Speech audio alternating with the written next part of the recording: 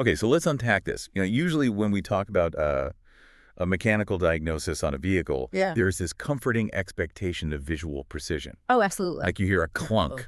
The mechanic puts the car on a lift, points a flashlight at I don't know, a snap tie rod, Right. and says, "There's your problem." Right. It's right there. It's visible, and it makes intrinsic sense to our brains. We rely heavily on that visual categorization. I mean, when something is tangibly broken, the path to fixing it feels straightforward. The diagnostic process is very grounded in the physical world. But stepping into the world of modern electric vehicle safety systems, it completely shatters that diagnostic comfort zone. We're looking at a landscape that is deeply complex and entirely invisible. Yeah, completely invisible. So our mission for this deep dive is to understand the engineering behind how a modern dual-motor electric vehicle achieves ASIL D. That's the highest automotive safety integrity level possible. We're unpacking how this architecture prevents catastrophic failures. Specifically the kind of sudden, unexpected vehicle acceleration or total loss of torque that could cause a massive accident. And the adversaries in this scenario, they aren't physical potholes or worn brake pads. We are talking about a war fought on the microscopic and electromagnetic levels. Yeah, it's a completely different battlefield. Right, where a single altered digit floating through a wiring harness can theoretically cause a 2-ton vehicle to surge forward at highway speeds. Exactly. And the source material we are analyzing today is a highly technical specification manual focused on vehicular communication failure analysis and safety diagnostics. It's dense. Oh, it's very dense. It reads like a blueprint for a vehicle's digital immune system, essentially. To prevent those catastrophic torque failures, modern automotive engineering requires software, hardware, and physical manufacturing processes to operate in perfect millisecond by millisecond synergy. But, I mean, before we can appreciate how the vehicle defends itself, we have to understand the specific nature of the threats that are actively trying to scramble its processors. Right. So the document breaks down the fault root cause analysis into 4 distinct categories. 4 separate invisible phenomena constantly bombarding the car. And the first one is purely electromagnetic. It's high DVDT common mode noise. Yeah, and this phenomenon is a direct byproduct of what makes modern EVs so efficient. Inside the vehicle's inverter, there are components called silicon carbide, or SiC MOSFETs. Okay. These are advanced transistors, and they're responsible for taking the direct current from the battery and switching it on and off thousands of times a second to create the alternating current that drives the motors. Right. And silicon carbide is used because it can handle immense power and switch incredibly fast, which is, what maximizes range. But that speed comes with a severe diagnostic cost. Because switching massive amounts of voltage that rapidly, it creates a shock wave. Exactly. It creates violent voltage transients. We're looking at changes in voltage over time. That's the DVDT that exceed 10 kilovolts per microsecond. 10 kilovolts in a microsecond. Yeah, and in some extreme load conditions, it can spike to 50 volts per nanosecond. That is insane. It is.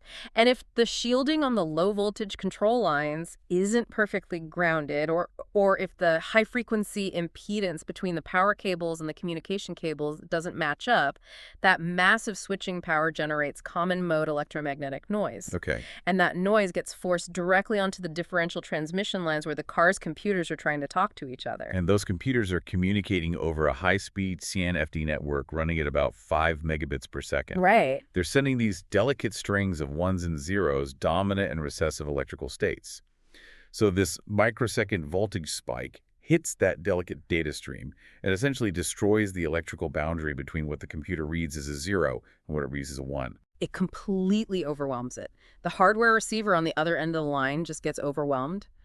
When the boundaries blur, the system experiences what's called bit slipping or bit stuffing. Okay, what does that mean exactly? So the receiver might miss a bit entirely, or it might artificially add an extra bit to try and make sense of the incoming electrical chaos. The data packet itself gets physically distorted within the copper wire before it ever even reaches the processor. It feels like trying to decipher a highly technical whispered conversation while standing next to a blasting PA speaker at a rock concert. That is a perfect analogy. Like the words being spoken are perfectly formed, but the sheer acoustic violence of the speaker shatters the message before it reaches your ear. Exactly. And the danger is that if this distorted Frankenstein data somehow bypasses the initial checks, The motor control unit might decode a corrupted message as a valid instruction to accelerate. Which leads directly into the second root cause. I mean, we have internal electrical noise, but the vehicle is also vulnerable to threats originating far outside the car. This part blew my mind. At high altitudes or simply due to background space radiation interacting with our atmosphere, high-energy neutrons and alpha particles are just constantly raining down. Yeah, this section of the manual felt like astrophysics rather than automotive engineering.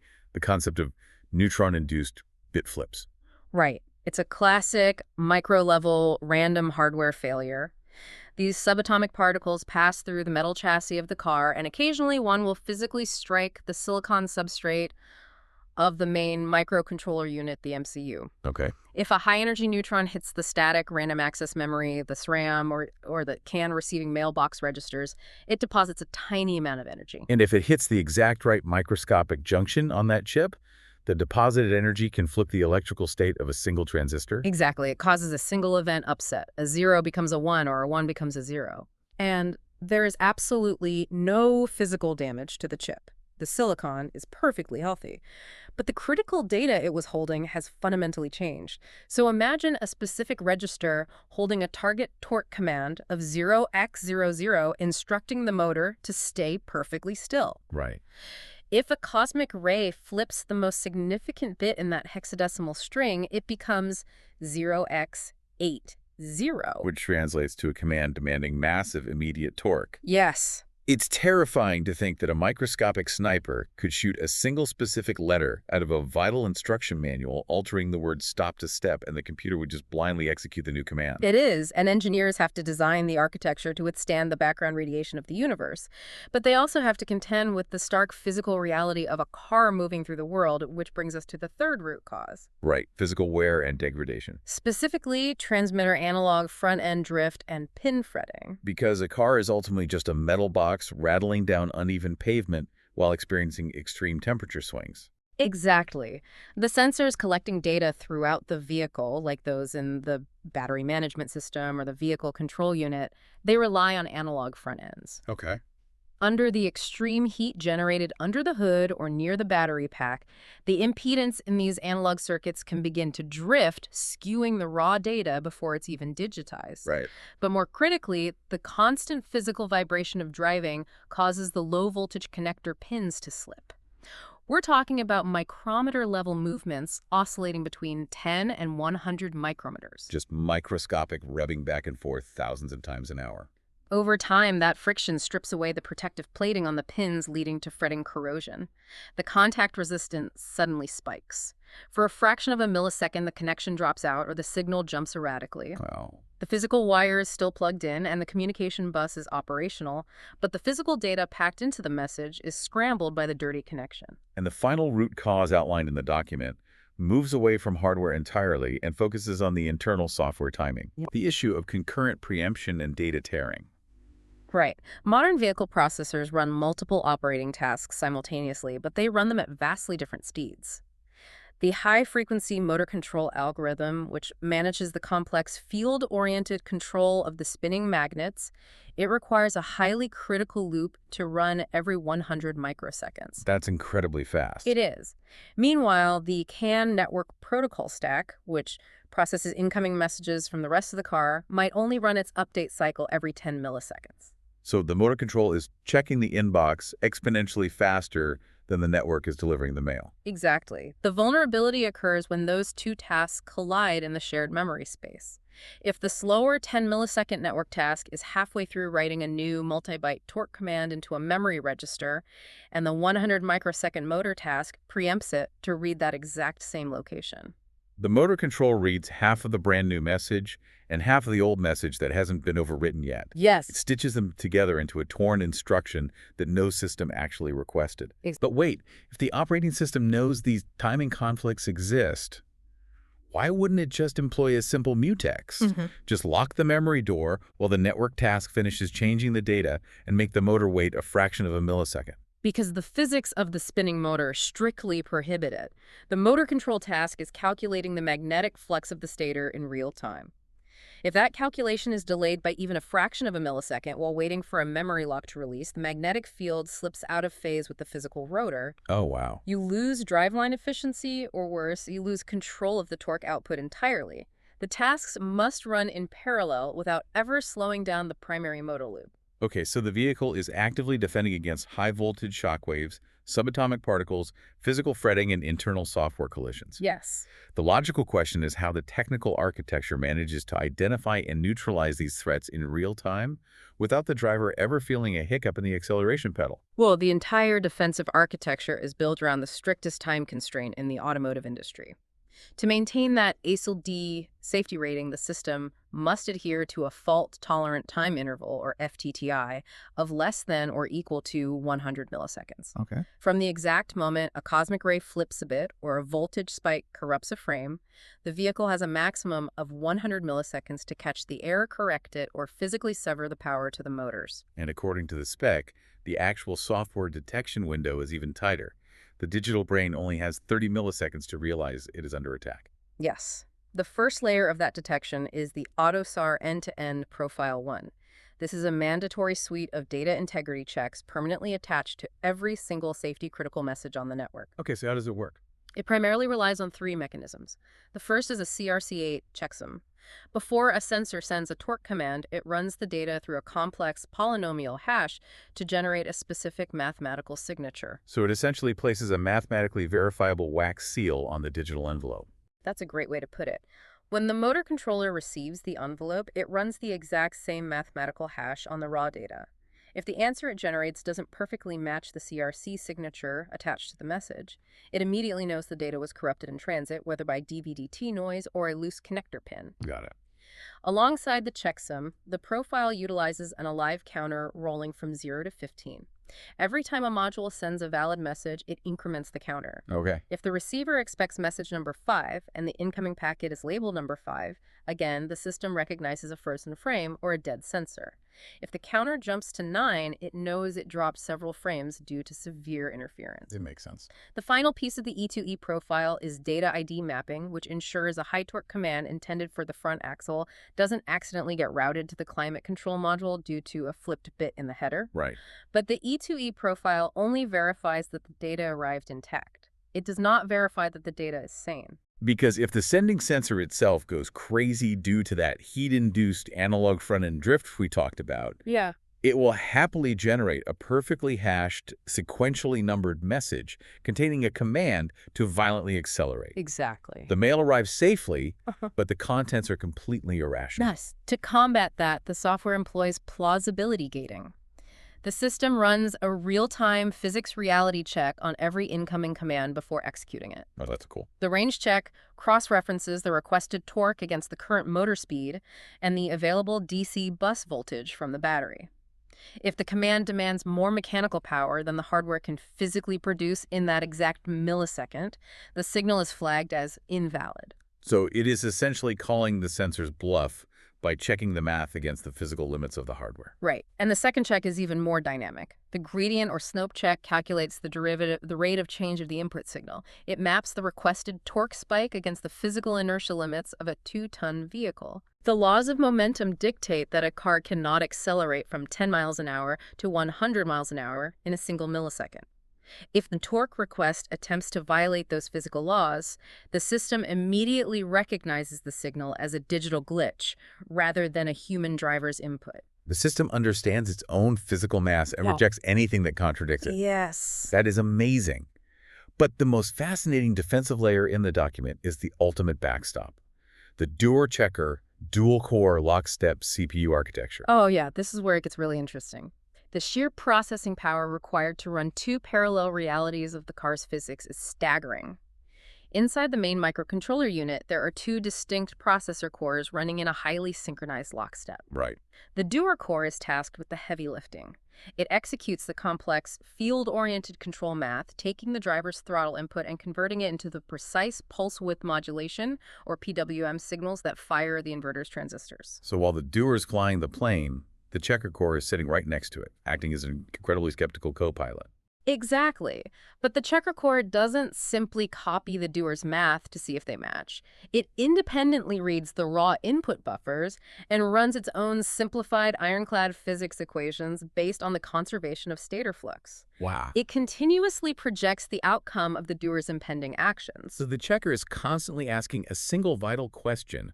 Will the electrical signal the doer is about to send cause the mechanical output to instantly exceed the vehicle's safe operating limits? Yes.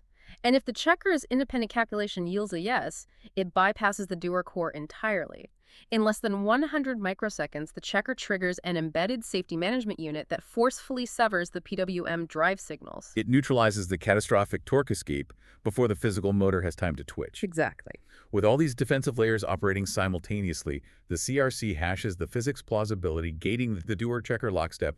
What happens to the actual driving experience when an error is caught?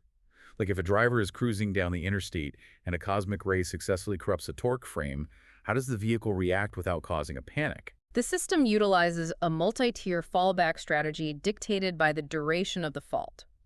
If the error is transient, lasting less than that critical 30-millisecond detection window, the vehicle executes a highly sophisticated cover-up. Because throwing the car into emergency shutdown over a single microsecond glitch would be dangerous in its own right. Exactly. If the system receives fewer than 3 consecutive corrupted frames, it simply discards the bad data. Okay. But the motor still needs a command to execute for that missing fraction of a second right, so the software activates a second-order extrapolation and angle interpolation model. That sounds complicated. It analyzes the trajectory of the last 3 healthy torque frames that arrived before the corruption and synthetically generates a predicted torque command to bridge the gap. So what does this all mean? It means the car is literally predicting the near future based on immediate history. Yes. It takes a perfectly smooth ride, ensuring the driver doesn't spill their coffee while it fights off a subatomic attack in the background. That is wild. It really is. However, if the malicious data persists beyond 30 milliseconds, or if the system registers 5 consecutive bad frames, it can no longer safely extrapolate. Right. The temporary glitch is upgraded to a permanent failure mode, and the system logs a specific diagnostic trouble code DTC U0401. And at 70 miles an hour, you cannot simply drop the torque to 0 instantly. Yeah. Or the sudden deceleration would cause a severe rear-end collision. Exactly. The safety state machine initiates a heavily controlled linear ramp down.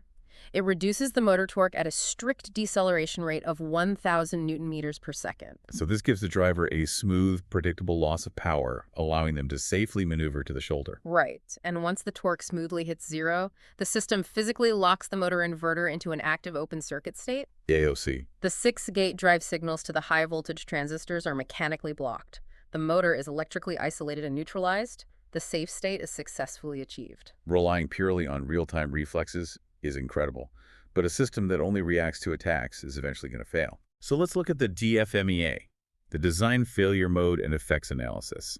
This outlines the physical design controls engineers use to make the architecture inherently bulletproof before the software even boots up. Yes. So, to immunize the hardware against the cosmic ray threat and the resulting memory bit flips, the design mandates the use of hardware SEC D ECC across all critical memory banks. SEC D DEC, Single Error Correction, Double Error Detection Error Correcting Code. That's the one.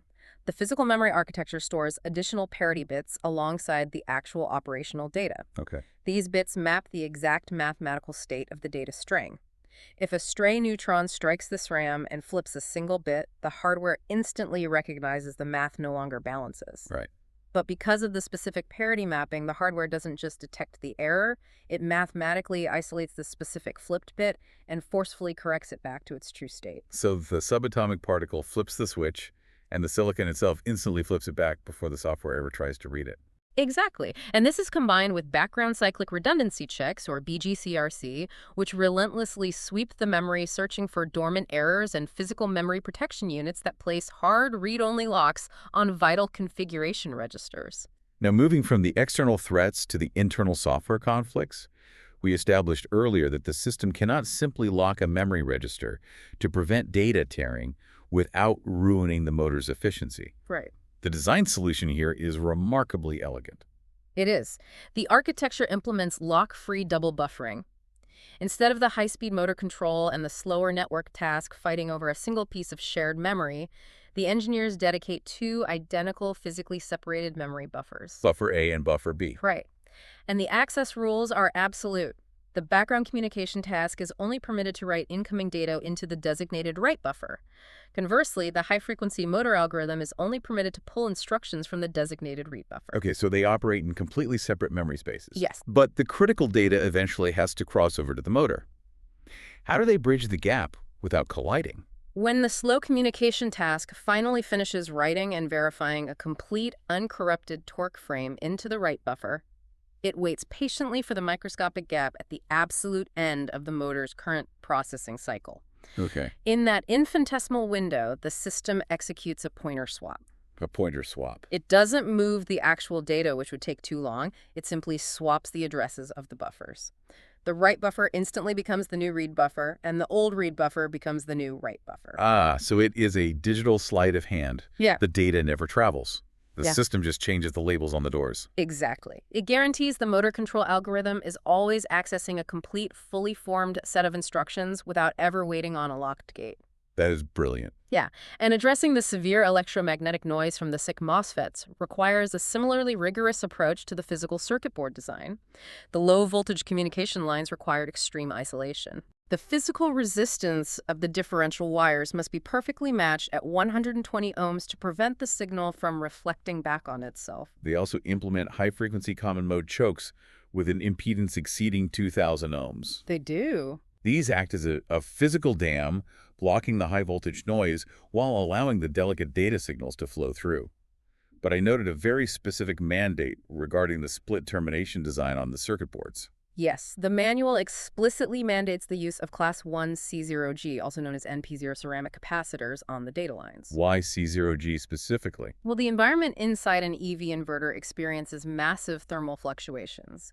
Standard capacitors will physically change their capacitance value as the ambient temperature rises. Oh, I see. If the capacitors on the two opposing data lines drift at different rates due to uneven heating, the differential balance of the entire circuit is destroyed, allowing the dV/dt noise to flood the processor. But the C0G capacitor is chemically engineered to have zero temperature drift. Exactly. Regardless of how hot the inverter casing gets during heavy acceleration, its capacitance remains rock solid, ensuring the noise barrier never fluctuates. Wow, here's where it gets really interesting, though. The final and arguably most critical design prevention control is the redundant shutdown path. Yes, the engineering team must plan for the worst-case scenario. A cascading failure where the main microcontroller unit, despite the lockstep cores and the ECC memory, suffers a massive internal fault and begins generating wildly dangerous commands. Right, the scenario where both the pilot and the co-pilot are simultaneously incapacitated. Exactly. The physical hardware architecture separates the authority over the high-voltage relays. The low-side driver is controlled by the main MCU, but the high-side switch is wired to an entirely independent power management IC or PMIC. Okay. Furthermore, the board includes a completely separate watchdog chip known as a system basis chip, or SBC. This chip exists entirely outside the primary MCU architecture. Right. Its sole purpose is to monitor the electrical heartbeat insanity of the main brain.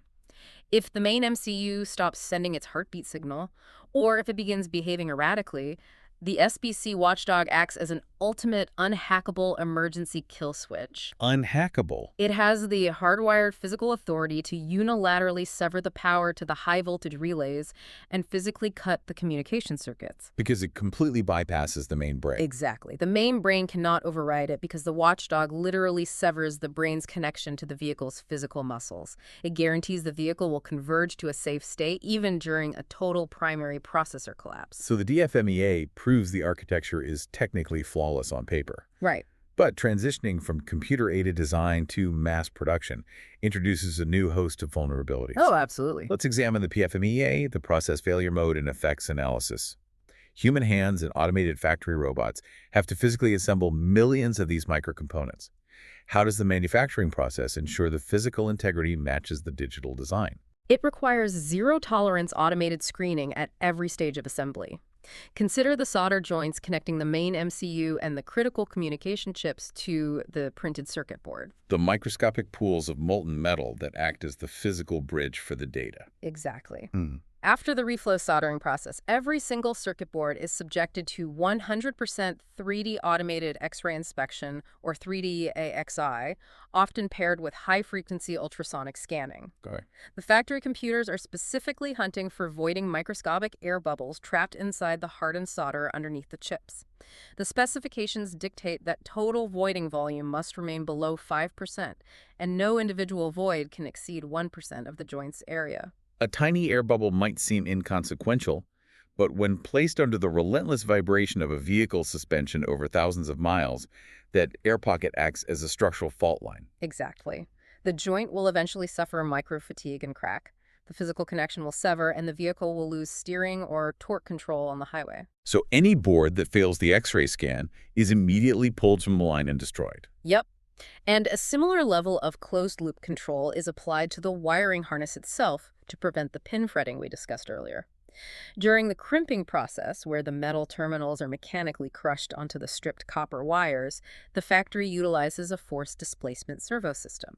The machine doesn't just blindly stamp the metal. It uses high-speed sensors to measure the precise pressure curve and the physical displacement of the crimp millisecond by millisecond. Right. And if the pressure curve deviates from the mathematical ideal, it indicates a critical physical flaw. Applying slightly too much force causes terminal spread, where the metal pin physically widens by a few micrometers. A spread terminal won't seat perfectly inside the plastic connector housing, which directly leads to microscopic wobbling and the eventual contact-resistant spikes that drop data frames. Okay, so what happens if it detects that? If the servo detects an anomalous pressure curve, it automatically locks the crimping fixture. An operator physically cannot remove the flawed wire. A supervisor must manually override the lock to scrap the part. Wow. So the circuit boards are perfectly X-rayed and the wiring harness is perfectly crimped. Right.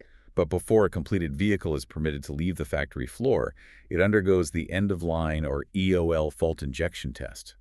The sheer intensity of this final exam is remarkable. It is the ultimate validation of the vehicle's digital immune system.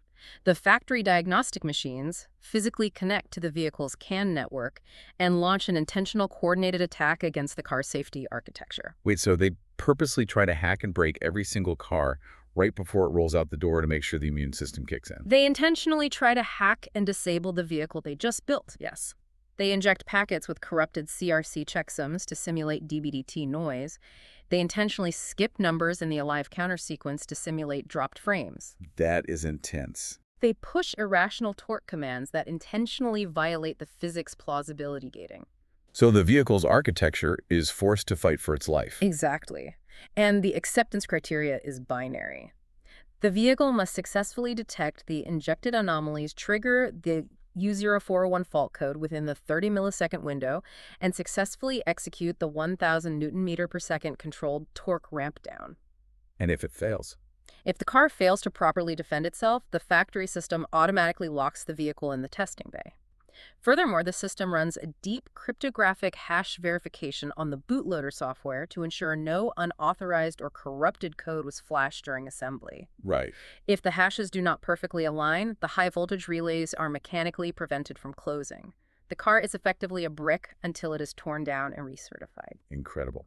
Which brings us to the final phase of the engineering lifecycle, the DVP&R, or Design Verification Plan and Report. Yes. Before mass production is ever approved, the engineering prototypes are subjected to a torture test regimen designed to push the materials to their absolute physical and electromagnetic breaking points. Right.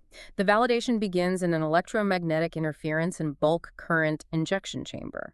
The vehicle's motor is spun up to 12,000 RPM under maximum load to generate the highest possible internal DVDT switching transients. While the motor is screaming at redline, the engineers inject 200 milliamps of raw current directly into the communication wiring harnesses and simultaneously irradiate the entire physical setup with 100 volts per meter of electromagnetic radiation. Exactly. They are essentially simulating a scenario where the vehicle is driving directly underneath a massive high-tension power line while simultaneously being painted by high-powered military radar. Wow. Under these extreme conditions, the passing criteria demands 0 drop data frames, 0 false end-to-end alarms triggering unnecessary torque reductions, and the signal-to-noise ratio on the communication lines must remain at or above 48 decibels. And once it survives the radiation, The physical hardware is subjected to the vibration and thermal shock test. Oh yeah, this one is brutal. The circuit boards and connectors are mounted to a hydraulic rig and violently shaken with 35 meters per second squared of g-force across all three physical axes. And while undergoing this violent vibration, the testing chamber rapidly cycles the ambient temperature, plunging the hardware to negative 40 degrees Celsius and immediately spiking it to positive 125 degrees Celsius. Good grief. This combination of thermal expansion, thermal contraction, and severe mechanical vibration is maintained continuously for over 1,000 hours. And to pass this phase, the microscopic contact resistance of the MCU and CAN transceiver pins cannot increase by more than 1.2 milliamps. Over the entirety of the 1,000-hour test, the system cannot record a single physical signal dropout lasting longer than 1 microsecond. Right. And afterward, they literally slice the circuit boards in half and inspect the solder joints under electron microscopes to guarantee the 3D AXI voiding limit successfully prevented any microfatigue cracking. The culmination of the validation process is the hardware-in-the-loop, or HL fold injection test. Yes. The engineers take the real physical production hardware and connect it to a high-fidelity FPGA simulator bench.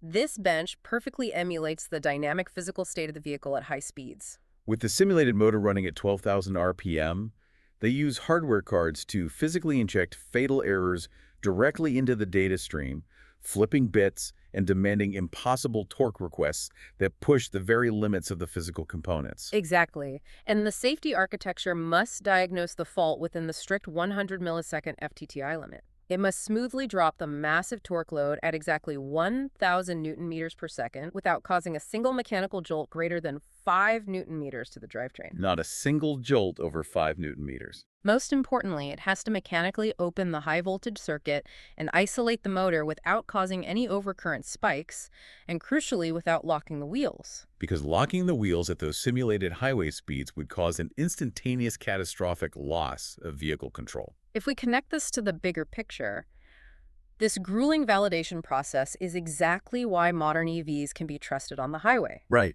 The invisible engineering required to secure that simple physical action requires a masterclass in physics, software architecture, electrical engineering, and advanced manufacturing. We have tracked the entire life cycle of this invisible war. I mean, we started with the root causes, the violent 10 kilovolt switching noise, the high-altitude cosmic rays flipping memory bits, the micrometer level fretting corrosion on the pins, and the internal software timing collisions. We unpacked the real-time defenses, from the cryptographic checksums and physical plausibility gating to the dual-core lockstep, where a skeptical co-pilot can sever the power in under 100 microseconds. Exactly. We examined the physical fortress relying on self-correcting ECC memory, lock-free, double buffering, zero-drift COG capacitors, and completely isolated external kill switches. And finally, we saw the relentless physical perfection demanded by the factory's X-ray scanning closed-loop crimping and the brutal 1,000-hour thermal and vibrational torture tests. It is a phenomenal achievement in human engineering. It really is. However, digging into the final pages of the source material reveals a detail that points toward a very different future. Right. The document details the use of an advanced Python simulation tool. This software is capable of modeling the transient dynamic coupling of the high-frequency electromagnetic noise, the random SRAM bit flips, and the end-to-end fault tolerance protocols simultaneously. It runs millions of simulated interactions to perfectly tune the software timers and safety limits. Because the math required to calculate the exact microsecond safety limits based on millions of overlapping variables is rapidly exceeding the threshold of human capability. This raises an important question. As the industry pushes toward 800-volt and 1,000-volt architectures, with processors becoming exponentially faster and denser, human engineers simply will not be able to tune these safety margins by hand. The physics are just too chaotic. Right. We are approaching an era where artificial intelligence and dynamic physics simulations will be entirely responsible for calculating and setting the microsecond safety limits of our vehicles. The machines are actively designing the immune systems for the machines. Yeah. So the question to consider as you drive today is this: are we ready for a near future where our vehicle's safety is dictated not by physical crash test dummies hitting concrete walls, but by invisible AI-simulated electromagnetic war games? A profound thought. As the physical and digital worlds completely merge, the true nature of automotive safety is becoming entirely invisible. The visual comfort of the mechanic's X-ray machine is truly gone, and the deep waters of diagnostic engineering are only going to get deeper. Thank you so much for joining us on this deep dive. Until next time, keep looking past the visible.